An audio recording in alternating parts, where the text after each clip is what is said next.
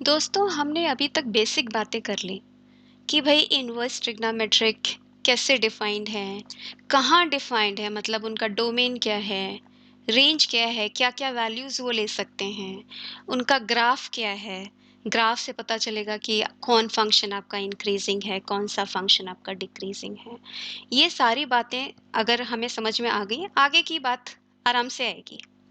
आज हम लोग देखेंगे कि कोई भी फंक्शन जिसमें इनवर्स ट्रिग इन्वॉल्व है, इनवर्स ट्रिग्नोमेट्रिक फंक्शन इन्वॉल्व है, उसका डोमेन हम कैसे निकालें, प्रोवाइडेड हमें ऑलरेडी पता है कि इन सब के डोमेन क्या क्या है। तो चलिए देखते हैं क्वेश्चन।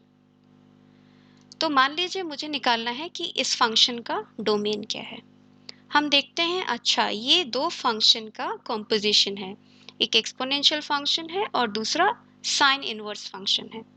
तो हम सबसे पहले अंदर वाले फंक्शन को देखते हैं, e to the power x, देखते हैं इसका क्या डोमेन है, मतलब ये कब डिफाइंड है। तो अगर आपको एक्सपोनेंशियल फंक्शन पता है तो आपको ये भी पता है कि ये पूरे रियल लाइन पे ये डिफाइन होता है ना। तो x belongs to complete real line, सब पे डिफाइंड है किसी भी वैल्यू ऑफ x के लिए। फिर हम साइन इनवर्स पे आते हैं, है ना। साइन इनवर्स कब डिफाइन होता है, जब आपका जो भी आर्ग्यूमेंट यहाँ पे e to the power x है, इसको आपको -1 और 1 के बीच में लाई करना पड़ेगा। अब निकालना तो आपको x कहाँ पे है ना। तो क्या करना चाहिए, लॉग ले लें, हो जाएगा। लेकिन फिर आप सोचोगे लॉग कैसे ले सकते हैं, तो नेगेटिव नंबर है, इसका तो लॉग होता नहीं है। सही बात है, फिर एक्सपोनेंशियल फंक्शन भी तो नेगेटिव नहीं होता, राइट। एक्सपोनेंशियल फंक्शन आपका स्ट्रिक्टली पॉजिटिव होता है। तो यहाँ से आपका आ गया कि ये इनइक्वालिटी एक्चुअली फॉलो होनी चाहिए। अब आप लॉग ले सकते हो, आपको पता है ना, log of e to the power x is x, है ना। तो अब लॉग लोगे, लॉग ऑफ जीरो डिफाइन नहीं होता है, उसकी वैल्यू नेगेटिव इन्फिनिटी को जाती है, okay, is less than log of e to the power x is x। और लॉग ऑफ वन क्या होता है, जीरो, है ना। तो जीरो हो गया। तो ये आ गया आपके पास। अच्छा, इसका और इसका इंटरसेक्शन, ठीक है, ये तो पूरा रियल लाइन है, तो इंटरसेक्शन भी लोगे तो कोई फर्क नहीं पड़ेगा, आपका तो यही इंटरवल आ जाएगा जो अभी अभी आपके पास आया। तो इसका डोमेन आ गया ये, ठीक है। चलिए फंक्शन दूसरा कर देंगे। अब देखिए, sec inverse of greatest integer x, square में लिखा है ग्रेटेस्ट इंटीजर फंक्शन। ओके, आपको पता है ग्रेटेस्ट इंटीजर फंक्शन क्या होता है, कि यहाँ पे आपके पास जो इंटीजर्स नंबर्स हैं, ऐसे मान लें हमने इंटीजर्स नंबर दिए -1 0 -2। तो अगर मैंने यहाँ पर कोई भी नंबर दिया, उसका ग्रेटेस्ट इंटीजर ये, उससे छोटा बट इंटीजर, यहाँ पे कोई नंबर दिया, उसका ग्रेटेस्ट इंटीजर 0, इससे छोटा बट इंटीजर, ठीक है, उसको ग्रेटेस्ट इंटीजर फंक्शन बोलते हैं। तो यहाँ से क्या आया, पहले तो हम ये देखें ग्रेटेस्ट इंटीजर फंक्शन का डोमेन क्या है। ये भी सब कोई भी x वैल्यू दे दो, हम बता देंगे उसका ग्रेटेस्ट इंटीजर फंक्शन क्या है। तो यहाँ पर भी x आपका कंप्लीट रियल लाइन में डिफाइन है। अब सेक इनवर्स का डोमेन पता है आपको, सेक इनवर्स या तो -1 से छोटा होगा, इक्वल होगा, या फिर 1 से बड़ा होगा, है ना। तो हमने ये लगा दिया। अब हमें आंसर किस में चाहिए, x में चाहिए आपको। तो इसका क्या मतलब हुआ, आप बोल रहे हो कि ग्रेटेस्ट इंटीजर x या तो 1 हो सकता है, या 2 हो सकता है, या -3, -1 से छोटा या इक्वल हो सकता है। इसका मतलब ये 0 से छोटा कोई भी वैल्यू ले सकता है। That means x is less then 0। यहाँ पे अगर आपको दिक्कत आ रही है तो दिक्कत ग्रेटेस्ट इंटीजर फंक्शन जानने में है, ओके, इनवर्स में नहीं है। यहाँ पे देखिए, अगर आपको बोला जा रहा है 1 से बड़ा, तो 1 2 कुछ भी वैल्यू ले सकता है, दैट मीन्स 1 से बड़ी कोई भी वैल्यू इंक्लूडिंग 1। तो x is greater than equal to 1, ठीक है। अब इसका और इसका इंटरसेक्शन लेना पड़ेगा हमें, ठीक है। रियल लाइन है तो इंटरसेक्शन में कोई आता नहीं है, यही आ जाएगा मेरे पास कि x belongs to -0, sorry infinity comma 0, और है ना यूनियन, ओके, 1 कॉमा इन्फिनिटी, या तो यहाँ पर या तो यहाँ पर, ओके। ये आ गया फिर से आपका इस फंक्शन का डोमेन, ठीक है ना। चलिए, और अच्छा क्वेश्चन, बहुत क्वेश्चन करेंगे आज, एक्चुअली 6 करेंगे। तो ये देखिए, cos inverse of log x to the base, फिर से कॉम्पोजिट है ना ये और ये फंक्शन।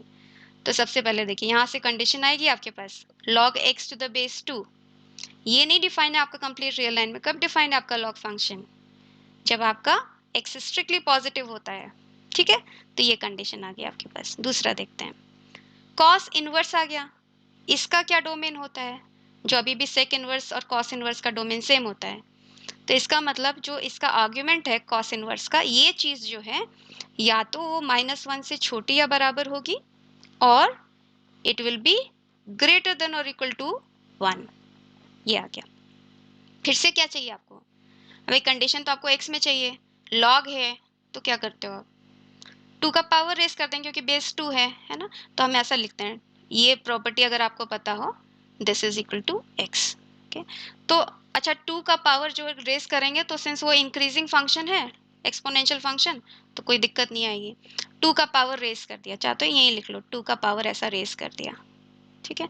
तो क्या आ जाएगा आपके पास?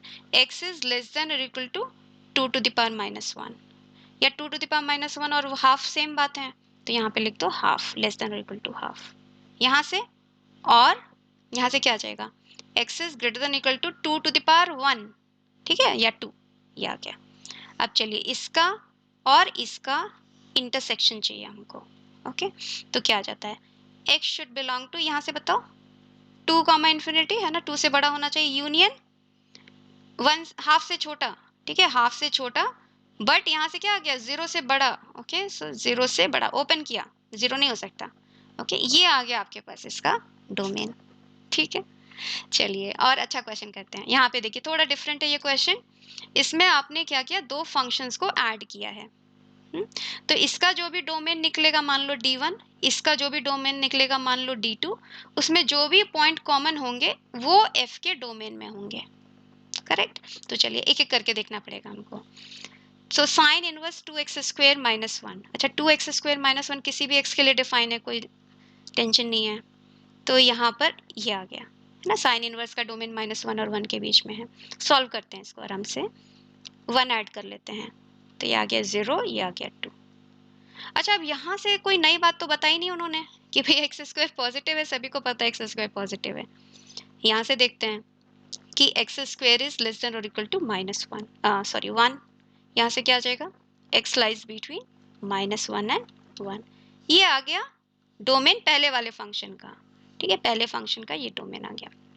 चलिए अब इसका आराम से देखते हैं, इसका domain x upon x minus 1। अच्छा ये 1 पे डिफाइन नहीं है, अगर लास्ट में मेरा 1 आएगा तो हम निकाल देंगे, ठीक है।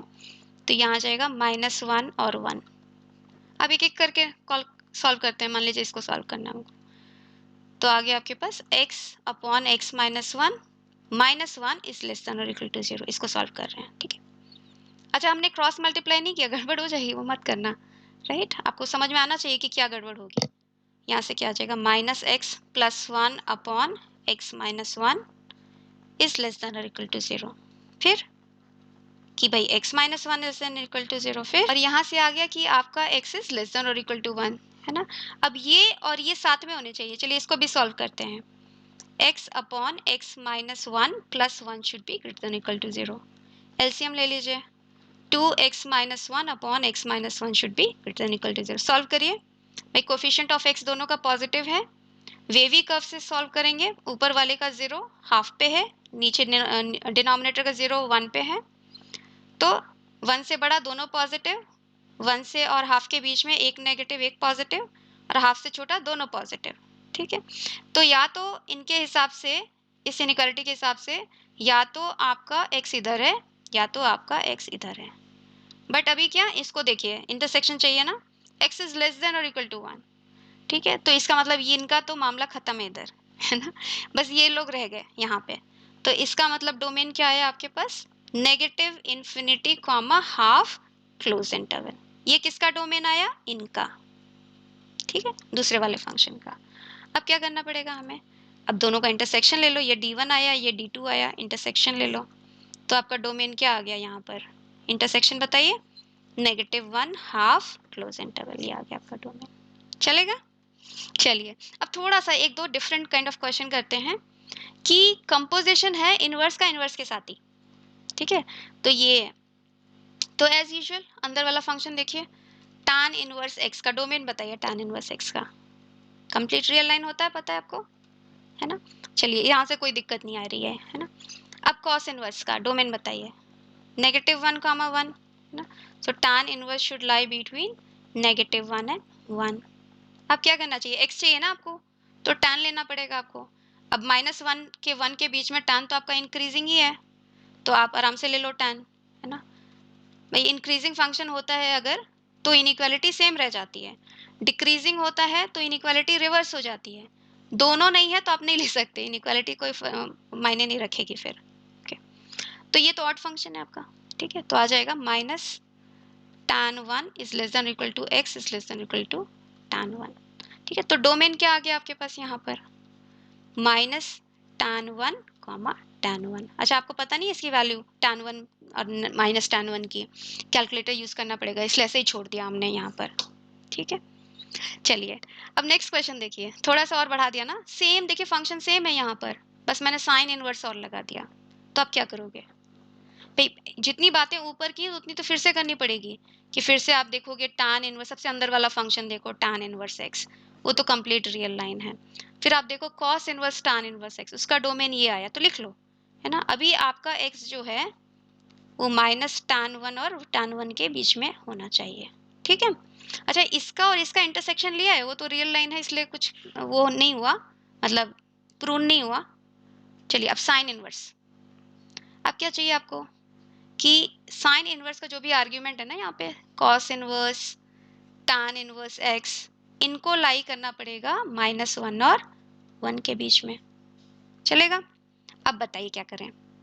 अब आप सोचेगा कि कॉस ले लें सब साइड, करेक्ट, लेकिन हम कॉस नहीं ले सकते, क्योंकि माइनस 1 और 1 के बीच में आपका कॉस कैसा लगता है, ये आपका कॉस फंक्शन है ना, ये माइनस 1 है, ये 1 है, क्या है ये इंक्रीजिंग डिक्रीजिंग, क्या है, कुछ नहीं है ना, ये पूरा इनफैक्ट कॉस ऑफ माइनस 1 और कॉस ऑफ 1 की वैल्यू सेम है, आप कॉस नहीं ले सकते, यहाँ पे इनइक्वालिटी नहीं वर्क करेगी।